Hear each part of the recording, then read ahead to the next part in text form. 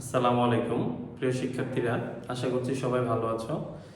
আজকে নবম শ্রেণীতে আজকে গণিত পরীক্ষা শেষ হয়েছে। এটার উত্তরপত্রটা আমি সলিউশন করে দিচ্ছি, তোমরা বাসায় গিয়ে মিলিয়ে নিবা কার কতটা হলো এবং সেই সাথে নিয়মটা শিখেও ফেলবা। দেখো, আমাদের প্রথম আসছে নিচের প্রশ্নগুলো সঠিক উত্তর লিখো 15 নম্বরের। এটার 1 নম্বরটা আসছিল 7, 11, 15, 19, এভাবে এই অনুক্রমটি 21তম পদ কত। তাহলে এটা কিন্তু সমান্তর অনুক্রম। এটা যদি আমরা বের করি, প্রথম পদটা হচ্ছে a = 7, সাধারণ অন্তর d হচ্ছে 11 - 7, তাহলে থাকতেছে কত 4। তাহলে 21তম পদ যদি বের করতে যাই আমরা, তাহলে a + 21 - 1 * d = এর মান হচ্ছে 7 + 20 * d এর মান কত 4। তাহলে 7 * 4 = 80, এর লব্ধ 87। এটার উত্তর হবে কোনটা? দেখো, এটার অ্যানসারটা হবে এটার অ্যানসারটা হবে 87, খ নাম্বার। মিলিয়ে নাও। এর পরবর্তীতে দেখো 2 নম্বর প্রশ্ন, 3 + 6 দেখা যাচ্ছে কিনা তোমাদের ভালো করে দেখো। 3 + 6 + 9, 3 + 6 + 9 কততম পদ? হচ্ছে 99। তাহলে এখানে যদি যাই আমরা, প্রথম পদ কত? প্রথম পদ a = 3, সাধারণ অন্তর d = 6 - 3 = 3। তাহলে মনে করি nতম পদ হচ্ছে 99। এই nতম পদ কি 99। তাহলে nতম পদের সূত্রটা কত? a + n - 1 * d = 99। এর মানটা আমরা জানি কত? 3 + n এর মানটা বের করতে হবে। এখানে d মান 3 = 99। তাহলে দেখো, এখান থেকে যদি আমরা করি 3 + 3n - 3 = 99, এটা কাটা গেলে যাচ্ছে হচ্ছে 3n = 99 বা n = 99/3। অতএব আমরা এখান থেকে লিখতে পারি n এর মান হচ্ছে কত? 33। অপশনের উত্তর কোনটা হবে? অপশনের উত্তর হবে এইটা, উত্তর হবে খ নাম্বার 33। তারপর তাহলে 3 নম্বরটা দেখো। 3 নম্বরটা হচ্ছে এখানে প্রথম পদ a হচ্ছে 1/√2, সাধারণ অনুপাত চাইছে না, সাধারণ পদ চাইছে না সাধারণ অনুপাত। সাধারণ অনুপাত কত? তাহলে সাধারণ অনুপাত যদি চাই তাহলে এটা একটা গুণোত্তর ধারা যদি হয়, তাহলে সেই গুণোত্তর অনুক্রম যদি হয়, তাহলে r এর মান দ্বিতীয় পদ ভাগ প্রথম পদ, তাহলে ইকুয়াল হচ্ছে -1 * √2/1। এটা কাটা যাচ্ছে -√2 থাকতেছে। তাহলে সাধারণ অনুক্রম হচ্ছে কত? -√2। এটার অ্যানসারটা হবে কোনটা? দেখো, এটার অ্যানসারটা হবে তোমার 3 নম্বরের অ্যানসার হবে ক। বুঝতে পারছো? তারপরে দেখো 4 নম্বরে কি বলছে।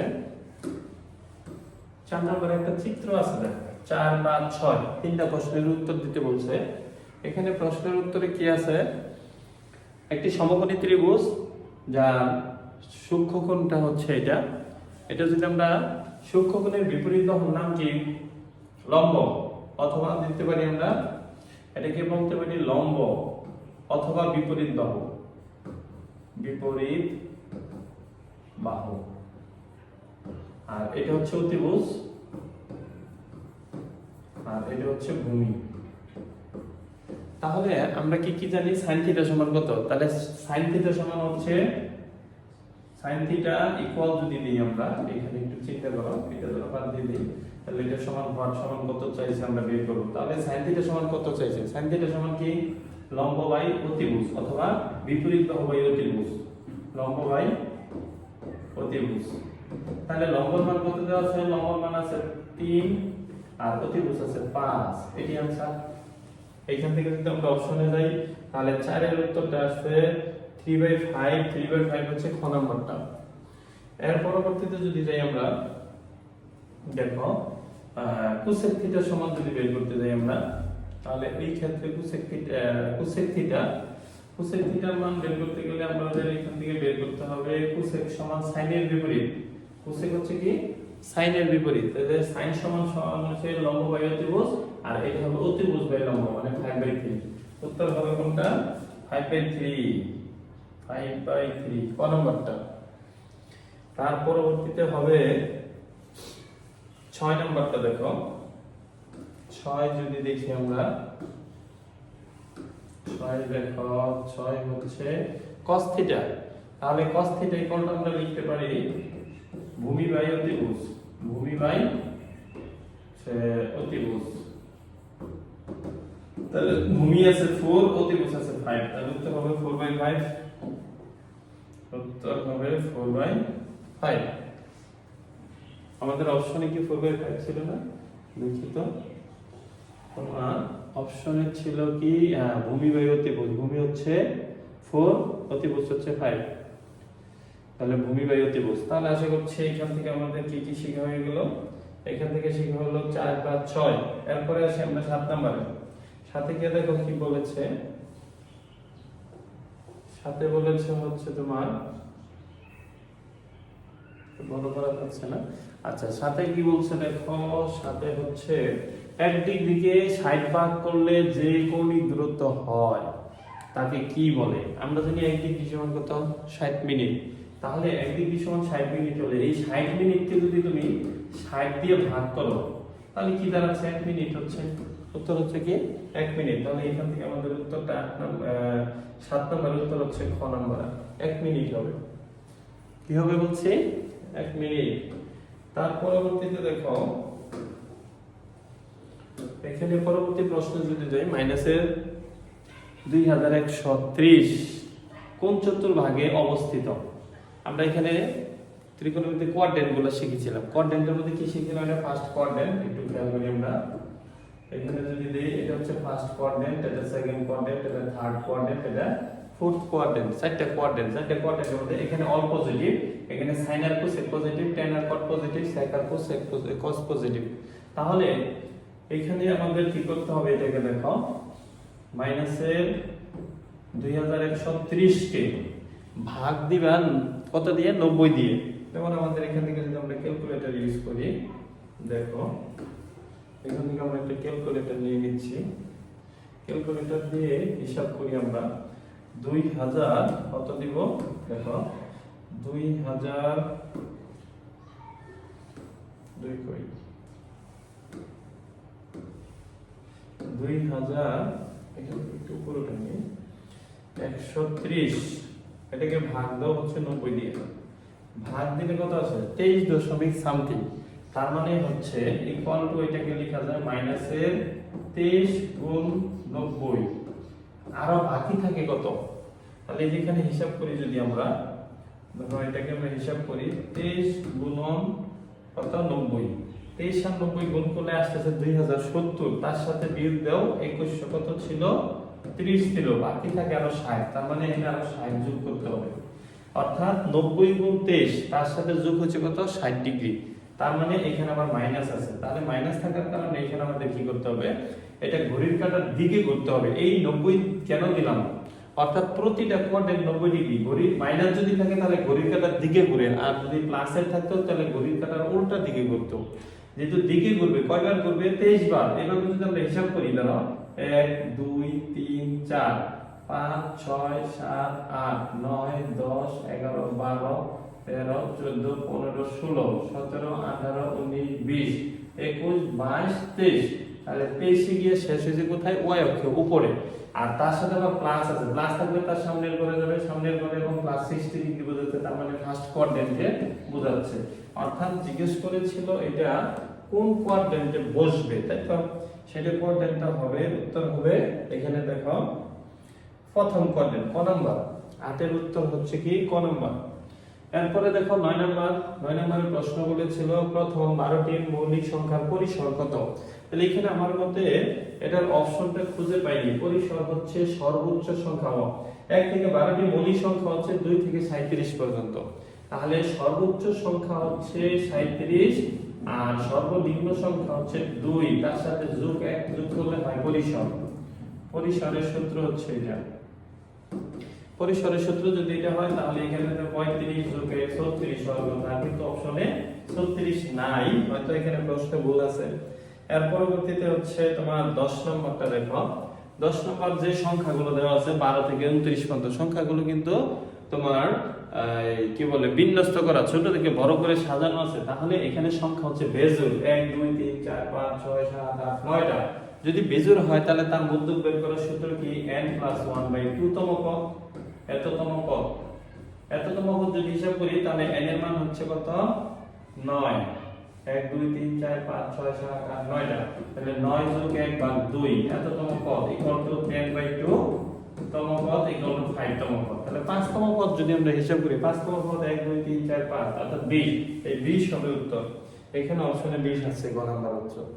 তার পরবর্তীতে 11 তে গিয়ে যদি দেখি আমরা 11 তে आंसर হচ্ছে x + 5y = 16 এবং x = হচ্ছে কত 3y হয়। তাহলে y এর মান কত? এটা খুবই সহজ একটা অঙ্ক। এখানে এই x এর যে মানটা আছে এইটা যদি আমরা 1 নং সমীকরণ চিন্তা করি, এটাকে 2 নং সমীকরণ চিন্তা করি, তাহলে ধরো এই x এর মান 1 নং এ বসিয়ে পাই। 1 নং এ বসাইলে x এর মান বসাও 3y প্লাস এর হচ্ছে 5y = হচ্ছে 16, বা এখানে তিনটা y মিলা হচ্ছে 8y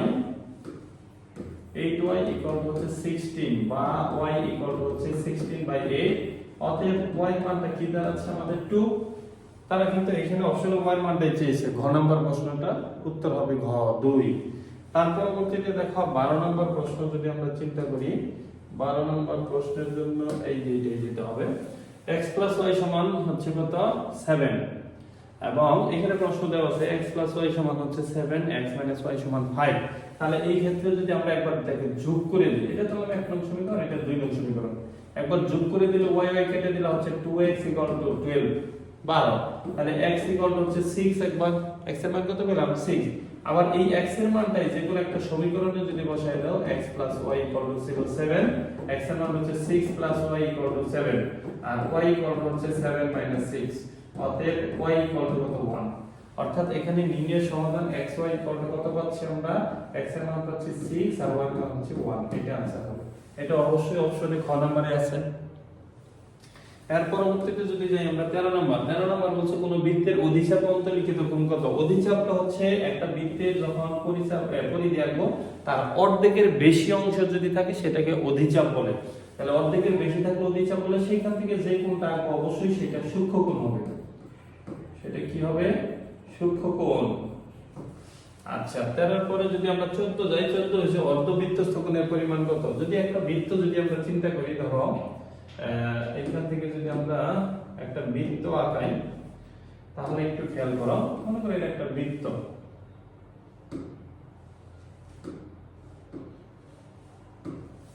এটা একটা বৃত্ত আঁকলাম আমরা। এটা যদি একটা বৃত্ত হয় তাহলে এই বৃত্তের মধ্যে একটু চিন্তা করো, এটা অর্ধেক বরাবর যদি এটা যদি বৃত্তের কেন্দ্র চিন্তা করি, হ্যাঁ, তাহলে দেখো এটা বৃত্তের কেন্দ্র বরাবর যদি আমরা আরেকটা চিন্তা করি, এটাকে এই পাশ বরাবর যদি চিন্তা করি, তাহলে সেটা কি হয়ে গেল? বৃত্তের অর্ধেক হয়ে গেল। এটা একটু সোজা দেই তাহলে সহজ হবে। এই ধরো বরাবর কেন্দ্র বরাবরই দিলাম এটা, তাহলে অর্ধেক হয়ে গেলে সেটা হচ্ছে অর্ধবৃত্ত। এখন এই অর্ধবৃত্ত থেকে তুমি যতগুলো কোণই আঁকা কেন, প্রত্যেকটা কোণই 90 ডিগ্রি বা এক সমকোণ হবে। এই কোণ সবগুলাই কি হবে? 90 ডিগ্রি হবে। এটাও 90 ডিগ্রি, এটাও 90 ডিগ্রি, এটাও 90 ডিগ্রি, সবগুলো কোণই কি হবে? 90 ডিগ্রি কোণ হবে। তাহলে এখানে 14 নম্বর প্রশ্ন অর্ধবৃত্তস্থ কোণের পরিমাণ কত? এক সমকোণ। 90 ডিগ্রি মানে কি? এক সমকোণ। তারপরে 15 নম্বরে বলছে কোন বৃত্তের উপচাপে, উপচাপ মানে হচ্ছে অর্ধেকের চেয়ে ছোট। ধরো একটা বৃত্ত আমি একেই দেখাই, এটা একটা বৃত্ত আঁকলাম, মনে করেন একটু ছোট করে দেই, তাহলে এখানে যে অর্ধেক মানে উপচাপ, উপচাপ বলতে বোঝাচ্ছে এইখান থেকে মনে হয় এই পর্যন্ত ছোট অংশকে। তাহলে এই উপচাপে যদি কোনো একটা কোণ আঁকো, তাহলে সেই কোণটা অবশ্যই কি হবে? স্থূলকোণ, 90 থেকে বড় হবে, স্থূলকোণ হবে, স্থূলকোণ। তার মানে অর্ধেকের চেয়ে ছোট চাপকে বলা হয় উপচাপ, আর অর্ধেকের চেয়ে বড় হলে সেটাকে বলা হয় অধিচাপ। আর উপচাপে উৎপন্ন কোণটা সবসময় কি হবে? স্থূলকোণ হবে অধিচাপের সূক্ষ্মকোণ, আর অর্ধবৃত্তের যে কোণটা উৎপন্ন হয় সেটা হচ্ছে এক সমকোণ। এই হচ্ছে 15টা নৈর্ব্যক্তিক। পরবর্তী অংশে আবার দ্বিতীয় ভিডিওতে আমি তোমার 2 নং প্রশ্ন উত্তরটা দিয়ে